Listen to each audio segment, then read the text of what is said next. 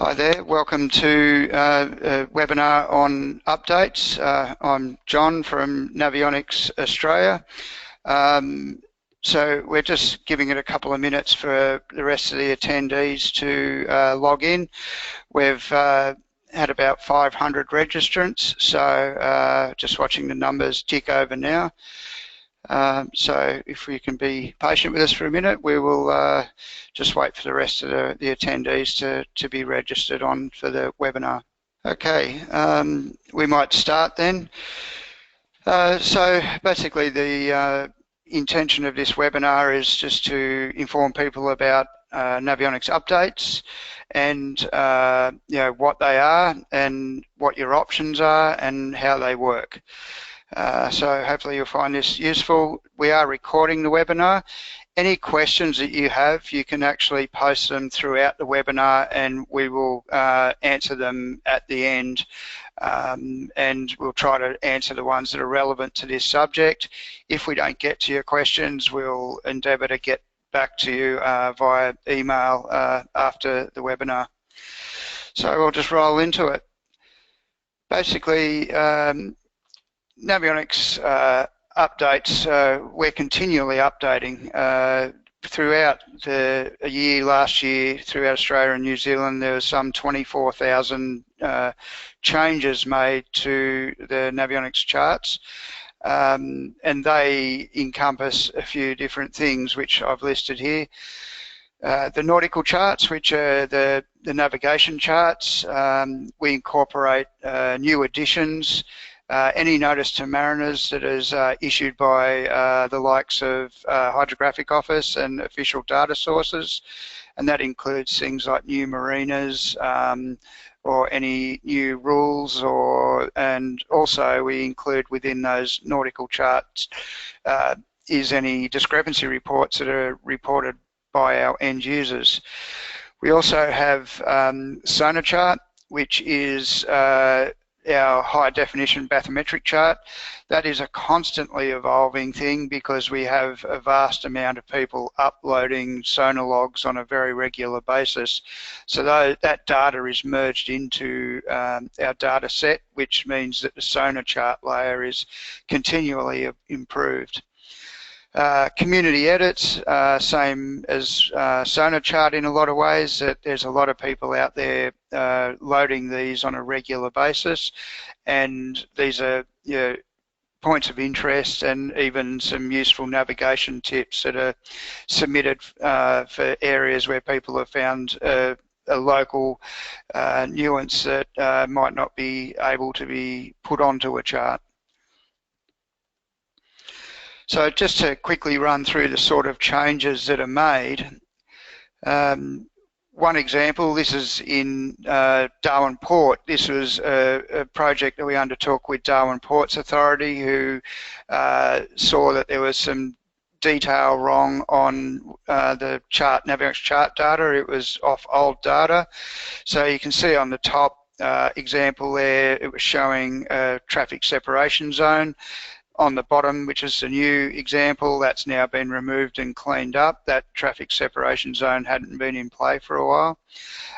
There was also significant marker changes as a result, but areas that are a high traffic area do tend to have a lot of changes. So markers getting moved, new marinas going in, survey data in more high traffic areas will change regularly, as well as the Hydrographic Office regularly surveys. Something else we've done of the last 12 months is we introduced Navionics Plus charts to all of the Pacific and Asia, which meant that not only do those charts now have the standard nautical charts, they also have the high definition bathymetric charts, which is our sonar chart. This example here is in New Caledonia, just in Noumea, and you can see that those sonar charts there are quite a dramatic amount of detail because there's such undulating area there and deep drop-offs and reefs and all that sort of thing. So that's a significant change that has come about in the last 12 months or so. We have also introduced an upgrade to the high-res overlay for platinum charts in New Zealand. So that high-res overlay, we upgraded a lot of areas in Australia probably about 2 years ago or so, mainly revolving around population centres, but within New Zealand we've now upgraded all of the coastal New Zealand to high-res satellite overlay. That satellite overlay is there, all those examples are at about 100 metre zoom, so you can see that it's quite good resolution on that. User uploaded sonar logs, as I said before, are something that's constantly evolving. This is a good example of an inland waterway in New South Wales that has never had a survey done officially by any hydrographic office, or there's no official paper charts for this that exist on the nautical chart layer. But this, you can see the bottom example is how it looks under our sonar chart layer. This is all as a result of user-generated content. So this is uploaded sonar logs from end users that have created quite a detailed chart there. Similarly with sonar chart layer, this is another example of a lake near Taupo in New Zealand. Same thing, in the top example is how it looks ordinarily, because there is no nautical chart for that area. The bottom one is the new sonar chart, and once again fully created by end users uploading sonar logs. Community edits are another thing that get changed. Gippsland Lakes is one of my favourites. It's also an area that where official hydrographic office charts don't exist for us to derive data from. The locals there have gone out and done a lot of sonar logging to create depth information on the sonar chart layer, but also with the community edits. Every time a marker is moved or something changes, they're very vigilant about uploading that new data. Some of the things there's some markers to the entrance of the strait there, which used to be only one marker, now it's several, so the locals have updated that on the community edits. Also point of interest information along the waterfront there. Okay, so sorry about that. So basically looking at this here, we do daily updates and you know, that's across all our platforms. So the nautical chart, the sonar chart, and community charts, community edits are updated across Chart Plotter, web app, and the Navionics app.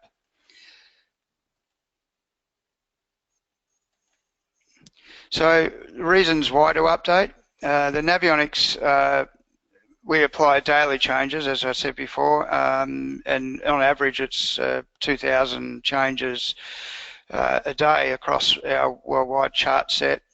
The sonar charts are constantly improved thanks to the user uploaded content and also the community edits. So basically by updating, you're looking at, you know, safety and for fishing, just getting the latest data so that you can access structure and the latest content. The other thing that's a big part of updating now is that a lot of the new functions that are Navionics exclusive functions that can be found on plotters such as Raymarine, Lowrance, Simrad and B&G, they have features like Sonar Chart Live, dock-to-dock auto routing, advanced map options, and plotter sync. And these options rely on having a current Navionics subscription available for them to work. And the reason for that is that there's some of those features are safety related, such as dock-to-dock auto routing. It relies on having latest data so that it doesn't navigate you through a marina or a breakwall that has been put in, or, you know, or new survey data. also within advanced map options, there's other things there like safety depths and things like that. So it does need to work off latest data for that safety reason, and that's why you need a latest subscription to activate those features. I'm just going to run through how to update. A lot of interest in that, and just so you know what the options are. We have a Navionics update kit. This is a brand new card. So you can purchase this card, and it is a half price card. You just need to use your existing Navionics chart to activate it before use. Now, to activate it, basically you need to have the Navionics chart installer on your PC or your Mac, and then when you put the new update card in, it will see that it's an update card, and then it will ask you to put the card in, remove your old card, remove the new card, put your old card in, and the last step is the new card's in, and it will then be unlocked and ready for use. If you try to put that chart straight into a chart plotter, it won't work. It has to be updated, unlocked first. Navionics update kits will also be activated by competitors' cards. So if you do have say a CMAP or a Garmin card and you want to swap to Navionics, you can also do that at half price by using that update kit. There's a couple of good things about the update kit that work well is you also get to keep your old card as a backup. It doesn't wipe the old card. The new card you get is also, being a brand new card, you're refreshing your card. An SD card is an electronic device. Over time, it can be subject to heat, moisture, abrasion, which can lead to premature failure. So refreshing the card is a good thing. The only thing with Navionics Plus updates is that it's not compatible with Platinum. So I'll move into the next bit. For trade-ins, we do a trade-in program, and this is a good way to update your Platinum card. You can either approach your dealer or do it via Navionics.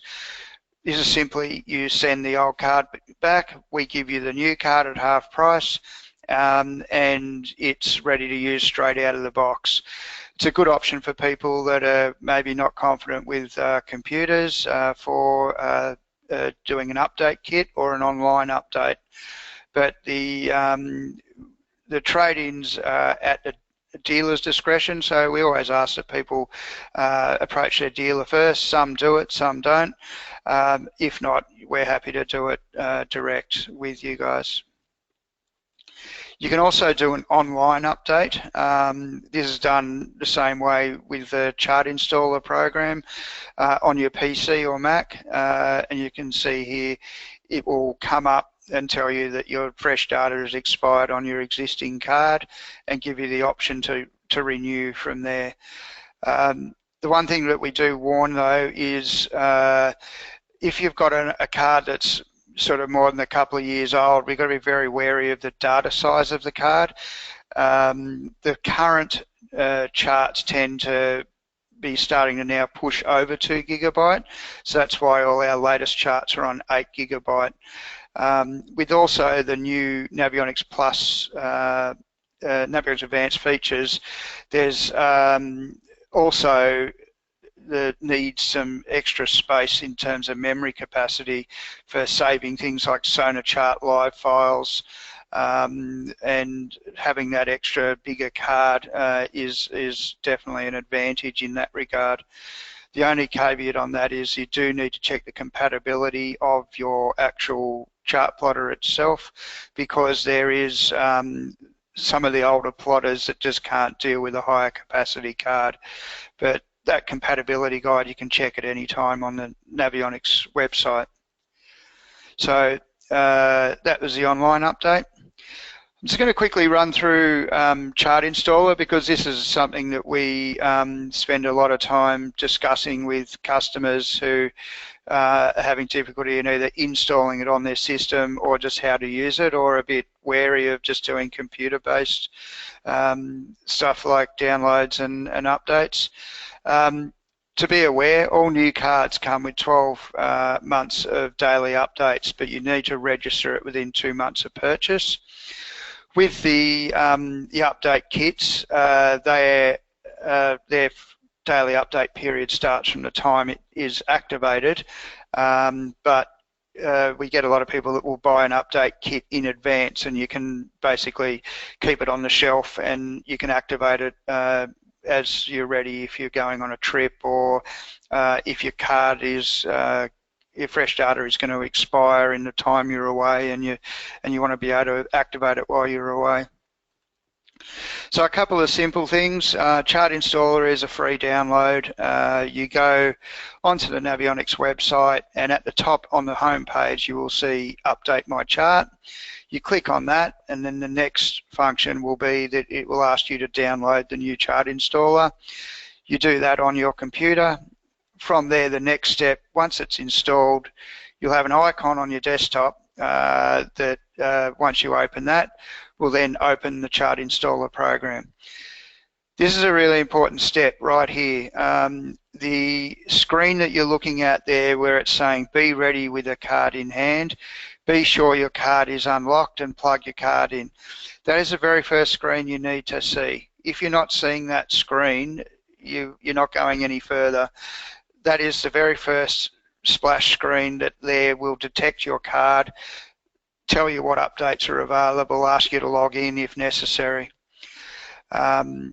So from there, this is what you'd see next. And this is, once it's detected your card, this is all the information that you'll see on the chart installer program.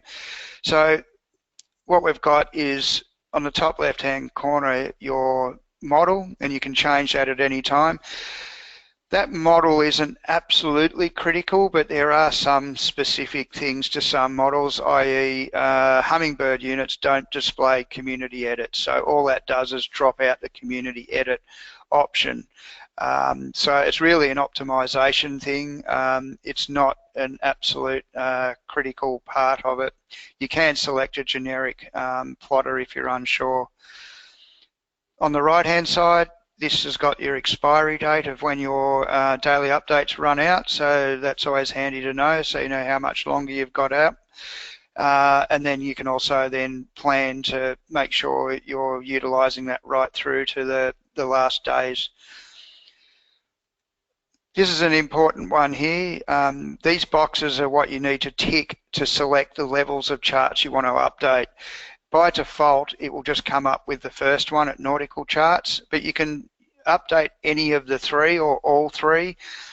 But what you'll see is that if you look at the data sizes there, that can sometimes mean that it's best to only update some at a time. It just depends on the data, the connection you've got. If you've got good, strong internet connection with good download speed, well then it's easy to do all three at once. This here is one that gives a little bit of a freak out to some people, because the data size and download time, I've never ever seen that actually take what it says. The data size is correct, but the download time, it says there 3 hours. Generally, that one there that I did today, that took about 40 minutes. And we have an average connection here. It's not fast, it's not slow, it'd be middle of the road. So once you've decided on what you want to update, it's just a simple matter of hit the start button, and then your charts will start updating. On the next page, the first screen you'll see there is, you'll see that the download or the update is in progress. It'll show you the progress bars, and then it'll have a message there saying the download process has started, and from there you just need to sit and wait for it to finish. The second image there, you'll see a nice big box that says your card is now up to date, and from there you can remove the card and put it into your chart plotter, and you're good to go. If in doubt with anything to do with updates, there is some really good, simple to follow instructions on the Navionics website under the support button on the home page. When you open the support page, you'll find this page here, and you'll see the popular articles there, and also the Get in Touch with Us buttons on the left-hand side. So basically, the Get in Touch with Us ones, there's many there. If you've got an issue with Chart Installer, you can use the functionality for Web or Chart Installer. There's also the section there for getting in touch for cartography errors and discrepancy reports for the GPS chart plotter, or you can directly email help@navionics.com to the help desk. But filling out one of those reports there is well worthwhile, because it actually logs a case straight into the system and also gives the tech guys all the information they need about what's going on. These articles on the right-hand side, these are step-by-step guides. So they're quite useful, very clear on how to set up Chart Installer and also troubleshoot any issues you might be coming up with. Also, that covers special installation instructions for Mac as well. If at any time you want to see what the latest Navionics charts are, these are available just on Navionics website. Function called Chart Viewer. It's a worldwide chart, and it's interactive. You can zoom in on any area of the world and see the actual charts that are available.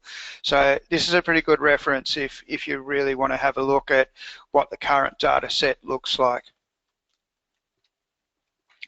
Just what I was alluding to before with updates, and part of the thing we do for nautical charts is we do accept discrepancy reports from end users. And what happens with that is, if you go into that support section again, click on the GPS chart plotter link there, the next thing that this will open will be a very detailed cartography discrepancy report. By filling all this in, this gives us the detail we need to be able to have a look at what the issue is and then question the source data. When the process is for us is someone reports that something is out, we will look at it, then find the source data from it, which hydrographic office it was, or if it was a sonar chart upload, or wherever it came from, and then check with them to see if we got the correct data or if they've given us the correct data, and start the investigation. From there, once we can establish if an error does actually exist or whether a change is required, then we can take action. By logging these reports though, it actually goes direct into the system and you get a case number. It will be seen through to resolution. So it's a good tool. We get it a lot where people will ring us up and explain to us where the issue lies, but we do really need to precisely identify it. So that cartography report online is the best way to go about it. So that's the simple, in a nutshell, about Navionics updates. From here, what we'll do is take some look at the questions, and I'll start having a look at them, and we can answer them for you.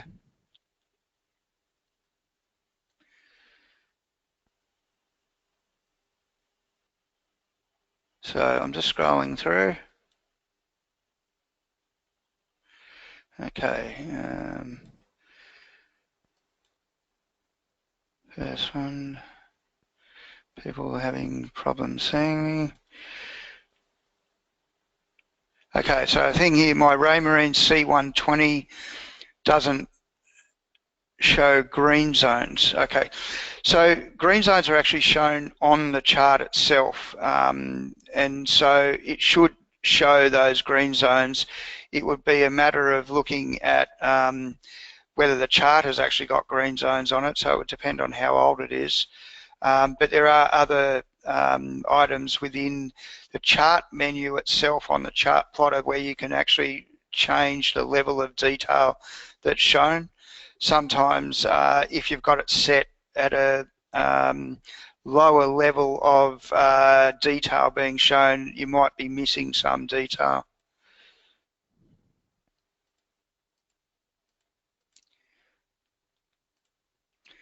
Okay, no Murray River on Navionics map in South Australia between Mildura and Vic.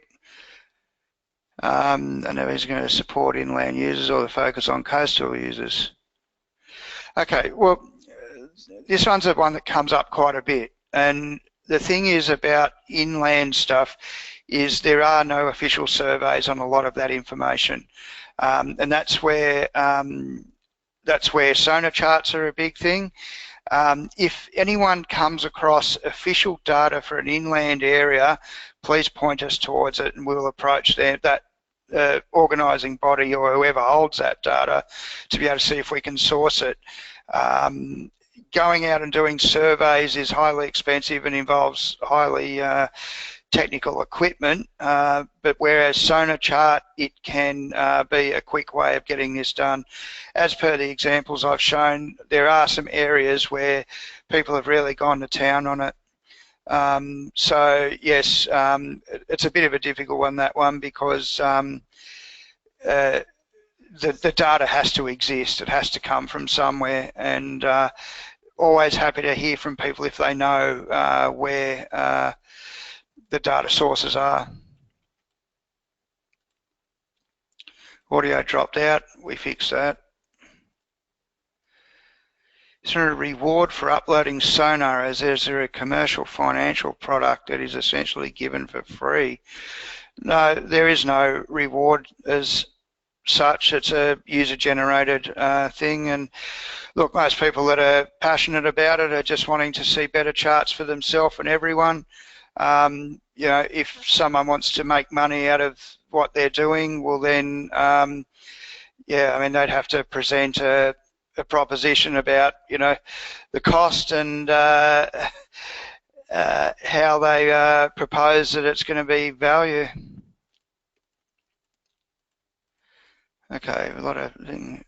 Lost audio, we're back. Good, audio back.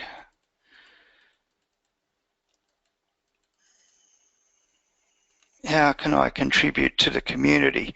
So community edits actually can be done on the Navionics app, and sonar logs can be done either by recording sonar logs on a compatible device and uploading them to Navionics. The community edits, once they're uploaded via the mobile app, they then become available on the entire data set. Have you updated the charts around Kaikoura in New Zealand since the earthquake? Some areas. Okay, so when anything changes, like a bar moving or any survey data, it relies wholly on the source data, and in this case would be the hydro office in that area, whether they have resurveyed. If the survey data becomes available via the hydrographic office and the notice to mariners, that gets fed through to us, and yes, it would be included. There are some areas where it's near on impossible to keep up with. There's bars on the east coast of Australia that I know of that that basically one good storm and the whole thing changes, and that is difficult to keep on top of. Okay, saying update does not apply to Platinum. The update kit doesn't apply to Platinum. That's a Navionics Plus kit. It's basically a preloaded Navionics Plus chart. And the reason that Platinum won't activate it is because Platinum to Navionics Plus is technically a downgrade. You're going backwards in features. So the Navionics Plus can be activated by Navionics Plus or older gold cards, silver cards, or competitors cards. For Platinum, you can either just you can online update, but an online update will only update the chart data, so nautical chart, sonar chart, and community edits. What it won't do is refresh any of the high-res satellite imagery if that has been updated since the original chart was made. So for platinum, we would normally advise a trade-in is the best way, because at least that way you're updating absolutely everything on the chart. And the reason the high-res doesn't update over chart installer is that it's a massive amount of data. As an example, an East Coast Platinum chart at the moment, I think for Australia, is about 6 GB of data. So it's a pretty big download if you have to refresh the high res as well. Some people's servers can't deal with that size download. Plus, it also chews up a lot of data and people's monthly allowances.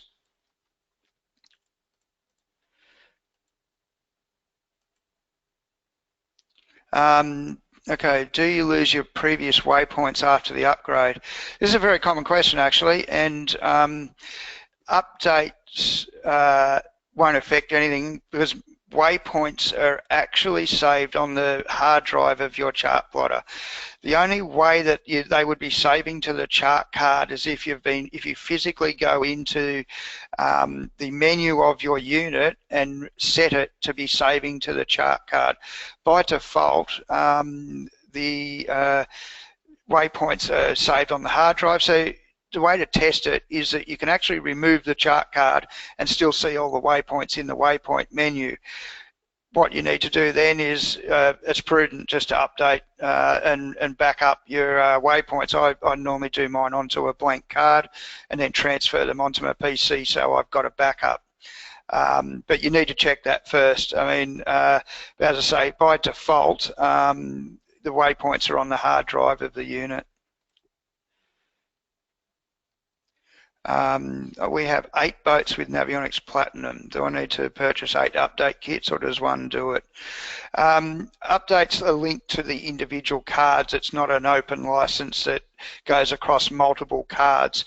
If you've got multiple chart cards that you want to do upgrades with, then yeah, you're best off either talking to your dealer or talking to us directly, and we'll just see if we can do a deal for you with that.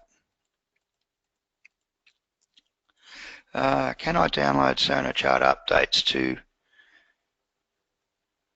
E97 chart plotter even if I don't have Sonar myself?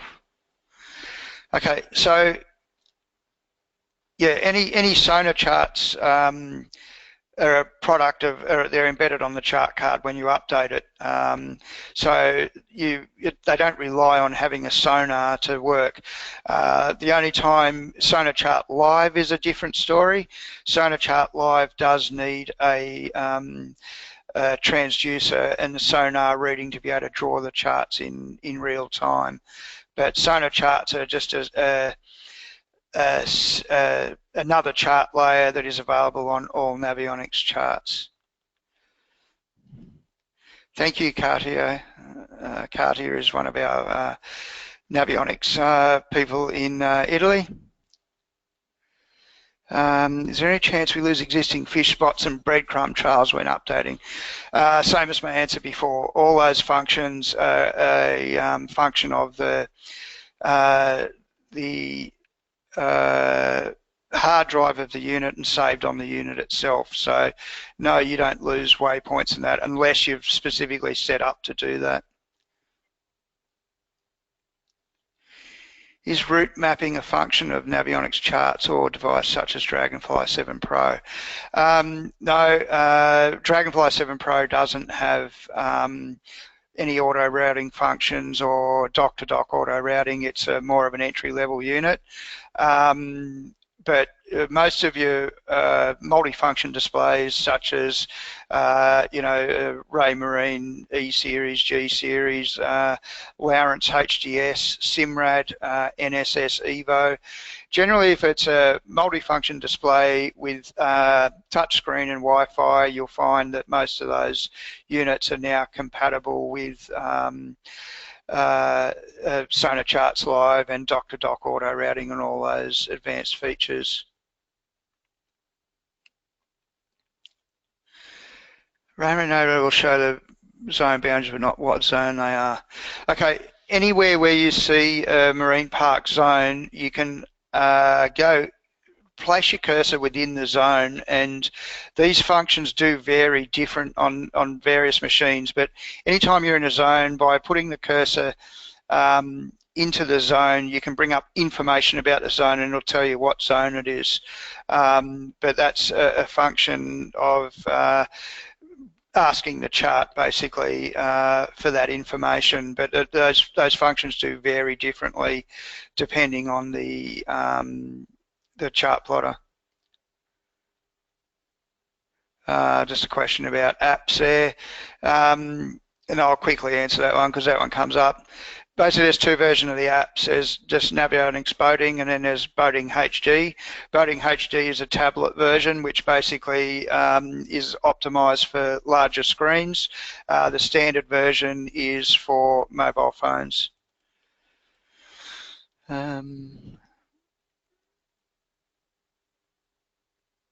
Another question about waypoints. We've covered that.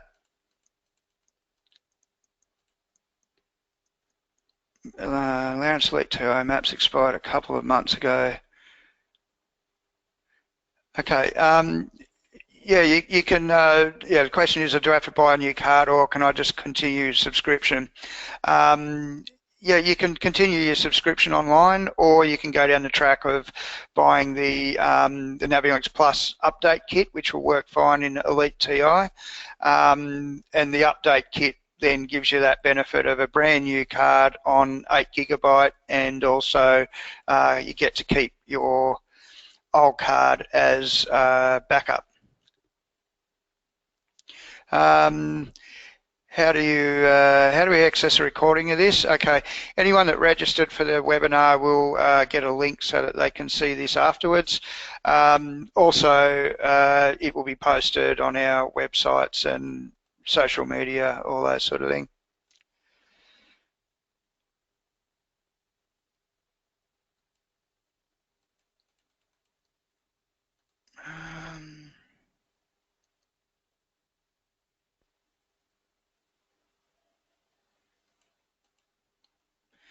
Okay, someone's chipped in here with information on specifically on the C80, which would be same for that question on the C120.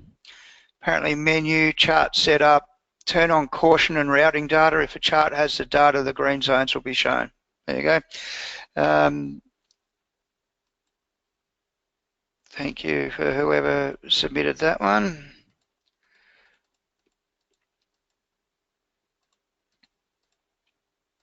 Looks like that might be Mr. Colin from Raymarine, quite possibly.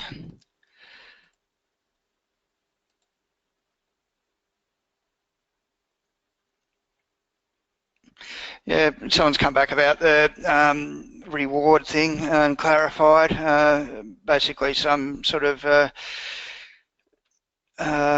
discount for contributing. Yeah, I mean, look, something, I'll take that one on board, and I think that's a fair thing, but it's not up to me. It's a part of the global policy on that stuff, but yep, it's always worth asking the question. If you trade in your platinum card, do you get your satellite images on the new card? Yes, well, all the satellite images are embedded on the card itself, so yeah, they just get upgraded to what the most recent ones are. I bought recently 3 months ago and came with Platinum Plus. Do I need to update? Okay, so if you bought a chart, and as I said earlier in the presentation, you have 2 months to register it, and then that gives you your 12 months of updates. Generally, if a chart's only a couple of months old, the data is going to be very up to date. But it can be, it's a bit of a how long's a piece of string question, because there's some areas where things change weekly, major ports, all that sort of thing. There's areas in the South Pacific I know of that still exist on lead line survey. No one's been back to survey it. So Similarly, deep offshore areas, they tend to not change that much. As a rule of thumb, if someone rings us and says, hey, I've got a chart that's more than a couple of years old, we'd say, yes, it's definitely worth updating. As far as frequency of updating, once you've got the updates, you can do that weekly, you can do it daily if you like. You can do monthly, just however often you want to do it, and depends on how frequently you're on the water.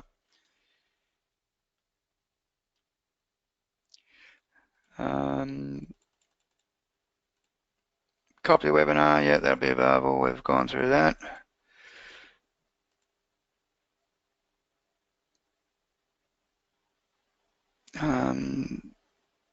Great, someone's got a good idea now about how to put buoys and beacons on unsurveyed areas, which, as I said, that really is up to the end users that are living in those areas that have never been surveyed to be able to get some data for their area. And there's some great examples like Gippsland and the Huon River and some of those inland dams where people have really got stuck into it.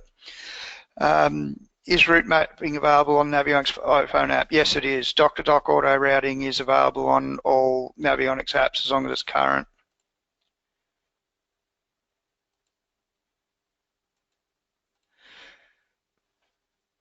Will my auto routing still work if I don't update my charts?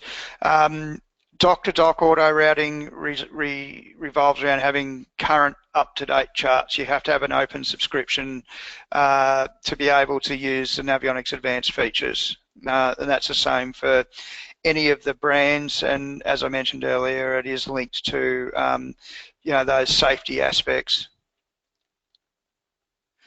Subscriptions to Navionics Maps are paid yearly. It's a 12-month thing, and at the end of 12 months, when your subscription's becoming due, you'll be bombarded with emails and reminders about resubscribing. If you don't subscribe, though, one thing to be aware of is you will not lose your charts or anything like that. You just lose the ability to update them, and you'll also lose access to those Navionics advanced features if you are using those. If you let it lapse for 6 months and then come back to it, well, then all those features will be available again.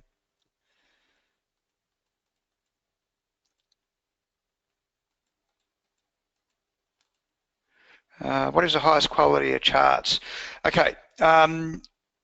With quality of charts, it doesn't matter whether you've got Navionics Plus, Platinum Plus, the chart level of detail is the same. The sonar charts are the same, the nautical charts are the same. What you're getting out of Platinum is a higher level of features, such as the top-down high-res satellite overlay, which is good for situational awareness. You're also getting 3D views, you're getting things like dynamic tide icons, so rather than having to go in and look at a tide graph, it'll show you exactly where the chart, it'll have an arrow up or an arrow down. The biggest features are the high-res overlay. I use it a lot for navigating because basically it gives me good situational awareness against the shore. I also use it a lot in land and shallows because you can actually overlay onto shallows, which is pretty good in areas where there's a lot of sandbars or reef or anything like that, a lot of near to surface stuff that shows up really well on the satellite overlay. But as far as the chart goes, it's the same level of detail regardless of Navionics Plus or Platinum. Next question, same thing. But the only thing to be aware of is that not all units are Platinum Plus compatible. Some will run Navionics Plus, and then the other ones will run Platinum, which is usually your higher end multifunction displays. How often are satellite images updated? Well, the satellite images are not updated constantly. It's because people like Google Earth and Bing and all those other providers don't update in real time, and it is a pretty expensive exercise to buy all that data from those guys. The New Zealand stuff was done only 12 months ago, if not less. The major areas around Australia were done probably about 18 months to 2 years ago. but from what I've seen, most of it's reasonably recent. But once again, it's more of an awareness thing. It's not a straight out navigational thing like the charts.